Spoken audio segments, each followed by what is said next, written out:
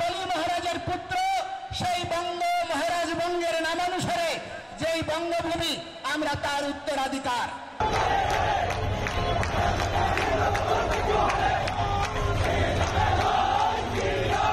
সনাতন ধর্মাবলম্বীদের ধর্মীয় নেতা চিন্ময় কৃষ্ণ দাস ব্রহ্মচারীকে গ্রেফতার করা হয়েছে। সোমবার বিকেলে ঢাকা থেকে চট্টগ্রাম যাওয়ার সময় শাহজালাল বিমানবন্দর থেকে পুলিশের গোয়েন্দা শাখার সদস্যরা তাকে গ্রেফতার করে বলে জানিয়েছে ডিএমপি। চিন্ময় কৃষ্ণ দাসের ঢাকা থেকে চট্টগ্রামে যাওয়ার কথা ছিল।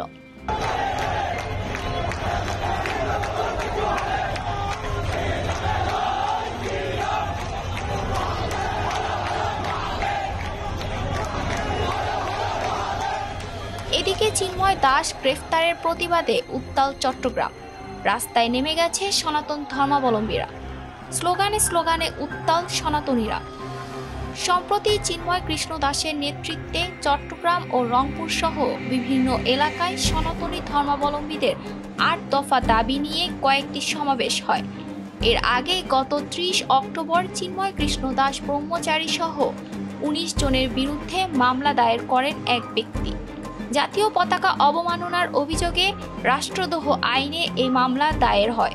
মামলার পরেই দুজনকে গ্রেফতার করে আইন শৃঙ্খলা বাহিনী। চিন্ময় কৃষ্ণ দাস বাংলাদেশ সনাতন জাগরণ মঞ্চের মুখপাত্র হিসেবে দায়িত্ব পালন করছেন। ৫ আগস্ট অভ্যুত্থানের পর থেকে সংখ্যালঘু আন্দোলনের নানা ইস্যুতে আলোচনায় তিনি।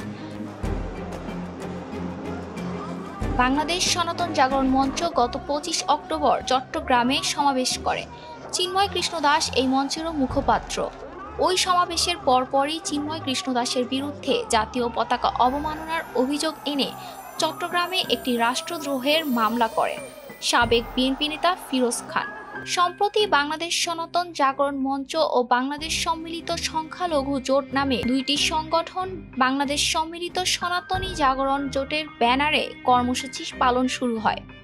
নতুন এই জোটের মুখপাত্র করা হয় চিন্ময় কৃষ্ণ দাসকে।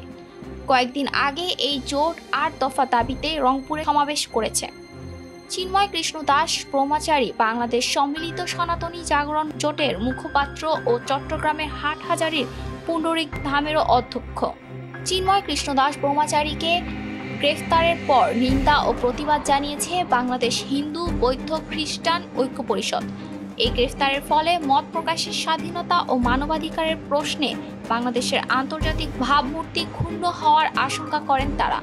অনতিবিলম্বে চিন্ময় কৃষ্ণচন্দ্র দাস ব্রহ্মচারীকে মুক্তি দেওয়ার দাবি জানায় পরিষদ। ETS Bangla desk report.